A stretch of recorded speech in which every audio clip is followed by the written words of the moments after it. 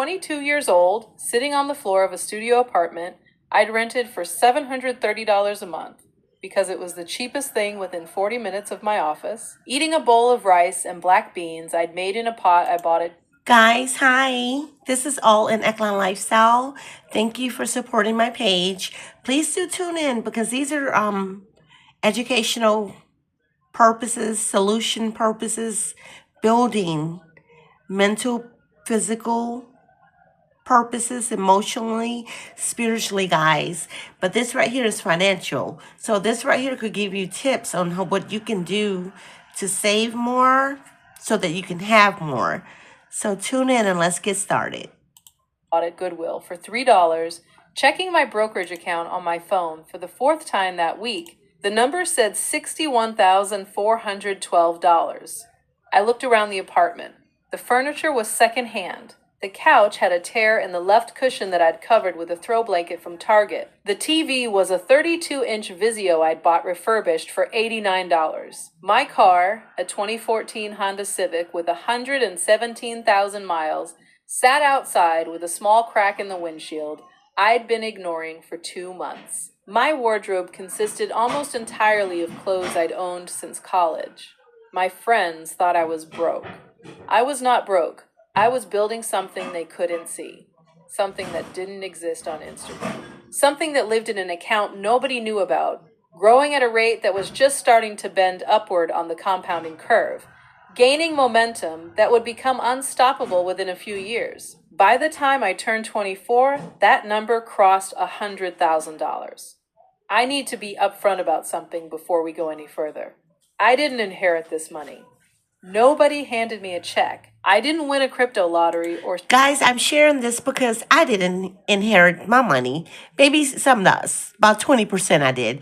But the moral of the story is that the younger you are, like when I was 22, I started out, the house was purchased by 25, guys.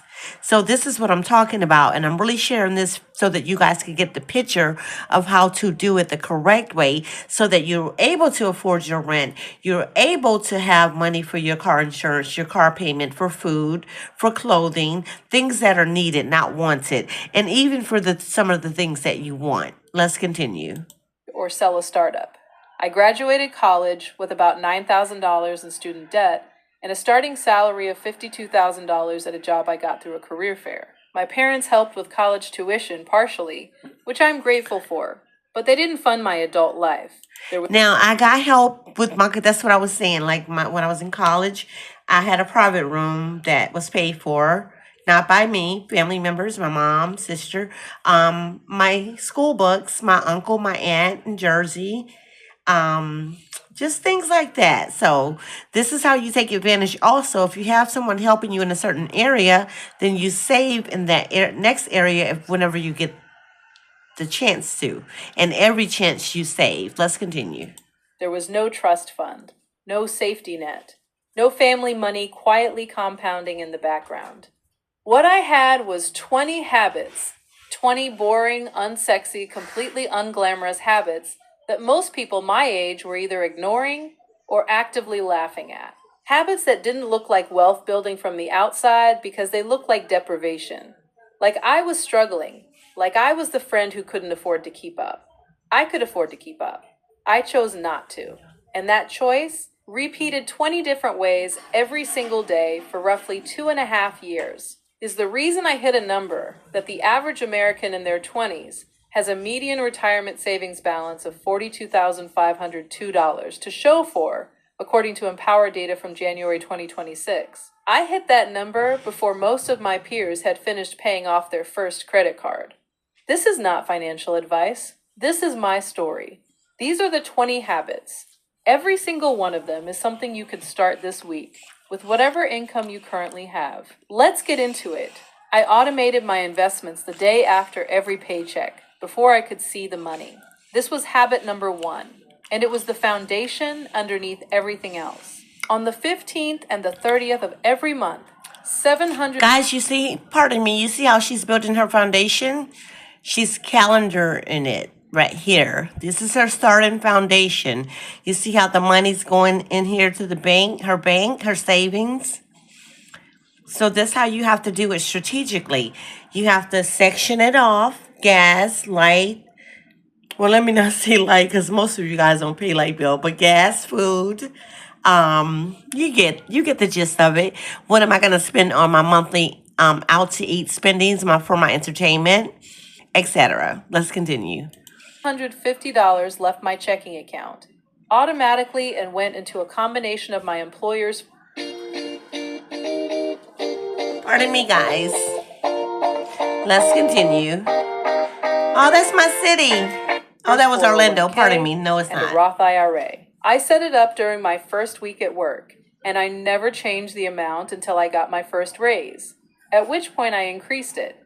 I never saw that money. It never entered my spending reality. My brain learned to live on what remained, which was roughly $2,100 a month after taxes, rent, and the automatic transfers. The Vanguard 2025 How America Saves report found that 401k participants who use automatic enrollment and automatic escalation reach savings rates nearly double those who manage contributions manually. Automation isn't a convenience, it's the mechanism. It removes the decision, and decisions are where most people fail. I tracked every dollar I spent in a notebook, not an app. A physical notebook. Every night before bed, I sat down for about 5 minutes and wrote down what I'd spent that day and which category it fell into. Needs, wants, bills. This sounds obsessive. It felt obsessive for the first 2 weeks. After that, it became automatic. The act of writing forced my brain to consciously process each purchase twice, once when I made it and once when I recorded it. By the end of the first month, I'd identified over $300 in spending I genuinely did not realize I was doing. Subscription charges I'd forgotten, vending machine purchases, a $4 sparkling water habit at the gas station that was. Wow, yeah, watch out for those vending machines, guys. They are very, very expensive and it adds up. You don't think so? This is why you should always set yourself on a budget for that, okay? Let's continue. Costing me roughly $80 a month. People who track spending save 15 to 20% more than people who don't, according to multiple behavioral finance studies. The notebook cost me $3, it saved me thousands. I cooked almost every meal at home and batch cooked on Sundays. Sunday afternoons, I'd spend about 2 hours making 3 large meals: a big pot of chili or soup, a sheet pan of roasted chicken and vegetables, a batch of rice with whatever protein was on sale. These 3 meals covered roughly 12 to 14 of my weekly meals. Okay, you get the gist of it, guys. Cooking. You have to cook at home. Don't always feel like you have to eat out because you don't. You save much more money. Whatever I cook, let's put it this way, long story short, I can eat off that one meal if I make enough for 3 days. Now, I'm not going to go 4 or 5 days, but up to 3 days. And then by that time, it's gone. So I've saved 3 days worth of non-spending out. Get it? Okay, let's continue. The remaining meals were eggs, sandwiches, oatmeal, or leftovers from a slightly more ambitious weeknight dinner. My average monthly grocery bill was about $220. The average American spends roughly $350 to $400 on groceries per person, and another $300 to $400 on dining out and delivery. My total food cost was about half what most people my age spent. The savings were roughly $250 to $300 a month compared to my peers. That's $3,000 a year, redirected to investments. At 8% over 30 years, those Sunday cooking sessions are worth roughly $367,000. Wow. I kept my rent below 25% of my take-home pay. That's in savings, Every personal guys. finance source says 30%. I aimed for 25. My take-home was about $2,850 after taxes and before my automated investments. 25% of that is roughly $712. And again, guys, the automated investments are your IRA 401k plan. And also they'll have certain companies offer dollar for dollar. Like they'll put $1 in, you put at least that's how it is in corporate that I know of in banking, because I did it for 10 years. So imagine the sum of money I had at the end of my 10-year. Match dollar for dollar. Let's continue. Into the 401 package. $12. I found the studio for $730, which was $18 over my target. I took it because it was clean, safe, and close enough to work that my commute was short.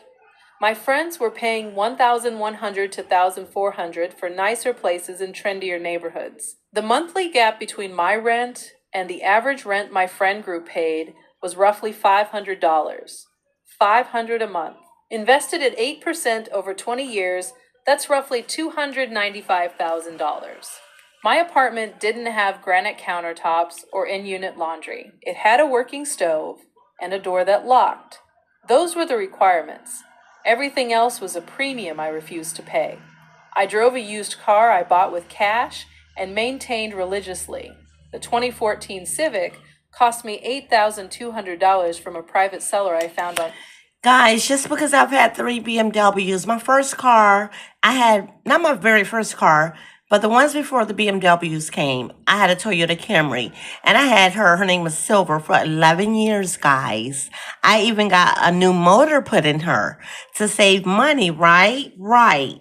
So then that's when this tow truck gonna feel like he could just crash into me and not pay attention by making an illegal U-turn. No disrespect to our tow truck drivers, but the cops even said, and the detectives that they do think they kind of own the road because they have to pick up down cars, and they think they could just break the laws by shortcutting to get to the down car. And that's what happened in my situation. Or else I probably would still have Silver, guys. So don't get it twisted. Never mind what you see people have. They have it for a reason. And the reason why I went into BMW for my purchase, because of safety reasons. Okay? Let's continue. Bet you guys didn't know that, huh? One moment, guys. My mouse is stuck. Why is my mouse stuck? But yeah, no shade, just true story. Let's continue. On Facebook Marketplace. I had it inspected by a mechanic before buying, which cost $75 and saved me from 2 other cars that had hidden problems. I changed the oil every 5,000 miles, rotated the tires twice a year, replaced the air filter when it needed it. The total annual maintenance cost averaged about $600. I had 0 car payment. The average new car payment hit $767 a month at the end of. And this is why, guys, I kept Silver for so long and decided to get a new engine for her. Because first of all, it didn't have a lot of miles. It was over barely over 100,000 miles. 11 years, but it's a Toyota Camry, right? You guys know that's like the baby imitation Lexus. But anyways, sidebar. The reason why I held on for it so long, so I didn't have to have a car payment, even though I invested in a brand new engine, in which I paid $1,100 for, smacking brand new. And then that's when 8 months later, the car accident happened with the tow truck driver. So this is what you want to do, is pay off your car as quickly as possible. I did double payments on Silver, my Camry. Bank of America money bought her because that's where I was working when I purchased the car. It was on a 5-year plan, but I paid it off in 3 because I double paid.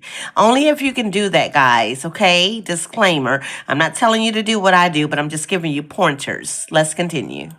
2025, according to Experian. That means the average American is spending over $9,000 a year just on the payment alone, not including insurance, gas, and maintenance on a more expensive vehicle. My total annual car cost, including insurance, gas, and maintenance, was about $3,400. The typical new car owner's total cost easily exceeds $14,000. The difference of roughly $10,600 a year invested is worth approximately $1.29 million over 30 years at 8%. My car had a crack in the windshield and a faded dashboard. It also had 4 wheels and an engine that started every morning.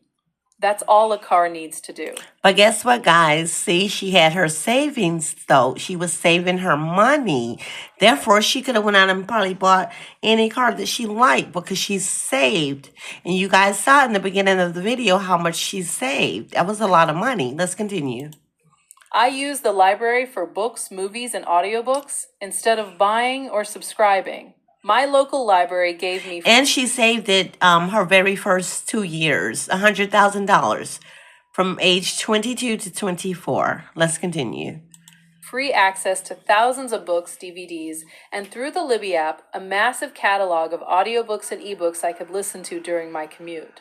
I read roughly 2 books a month this way. The average reader who buys their books spends about $250 to $400 a year. I spent zero.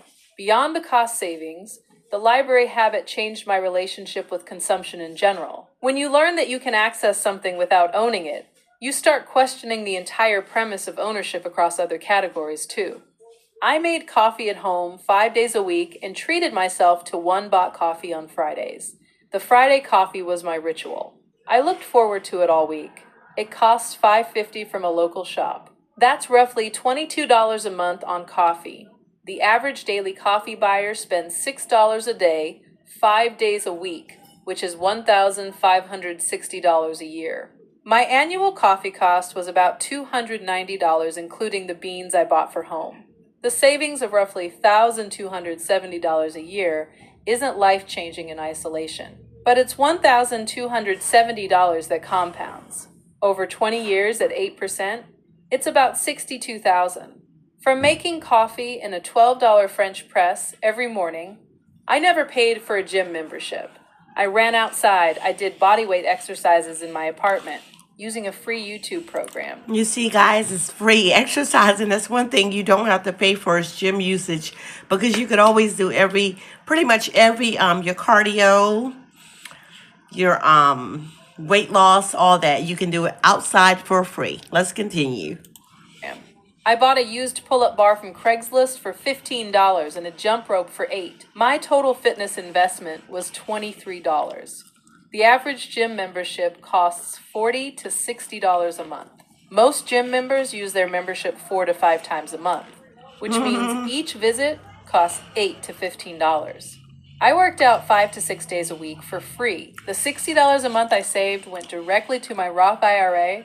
That's $720 a year. At 8% over 25 years, it's roughly $55,000.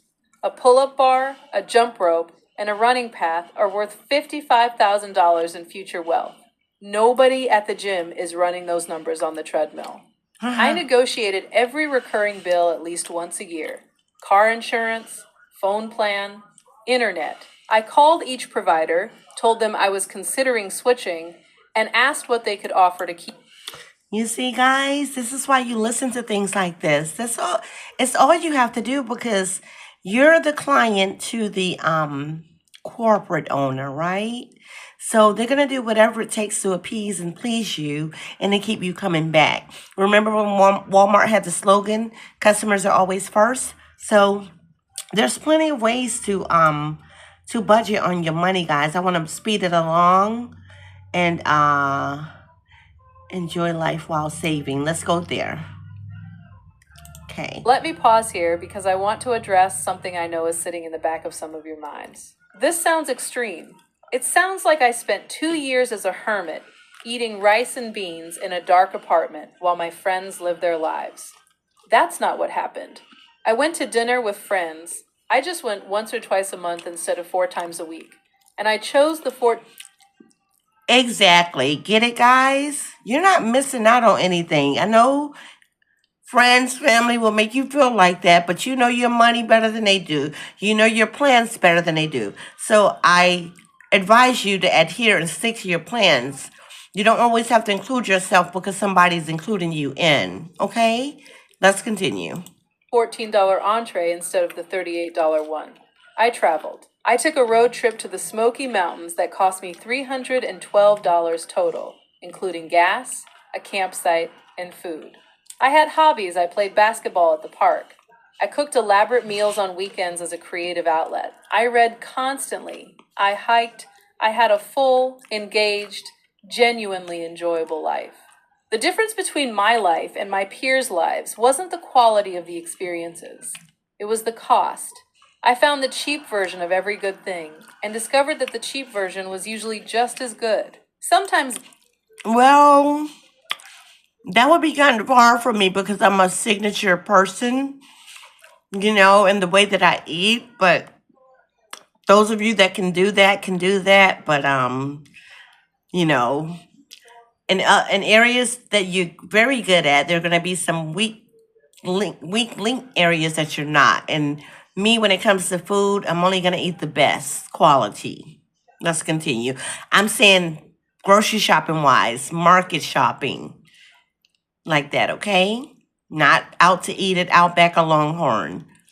That has to be on my expense list of how many times I'm going to do it for that month. Let's continue. Times better because it came without the financial anxiety that follows a $700 weekend you put on a credit card you can't pay off. I used my employer's 401k match completely from day one. My company matched 100% of the first 3% and 50% of the next 2%. On my $52,000 salary, contributing 5% meant I got an additional $2,600 a year from my employer.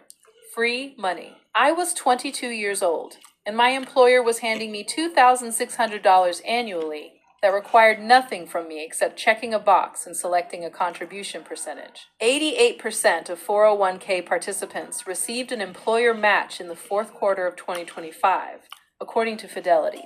The ones who didn't contribute enough to capture the full match were declining compensation. I wasn't going to be one of them. I opened a Roth. Exactly right. This is how you take charge, guys. You have to educate yourself on these things. I'm going to speed it up here. Let's go here.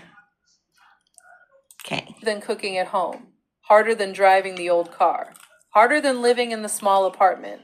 Because the things I said no to weren't bad decisions. They were genuinely appealing opportunities that I could technically afford.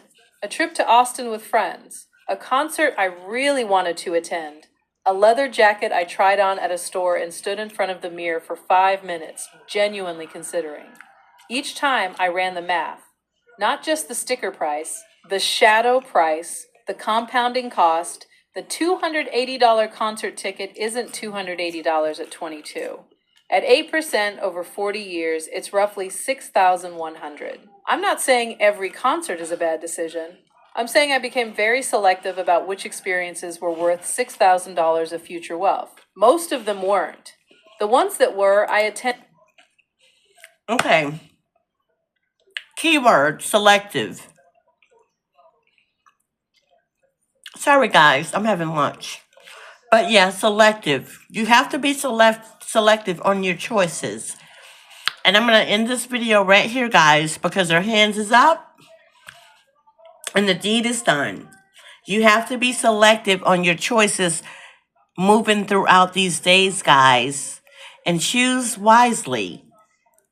Now, if you would like to check the full video out, it's 20 frugal habits that I saved. But wait, sorry, 20 frugal habits that saved my first $100,000 by age 24. And again, she started out when she was 22, guys. Okay? All in Economic Lifestyle, please do subscribe. And I hope this will help someone.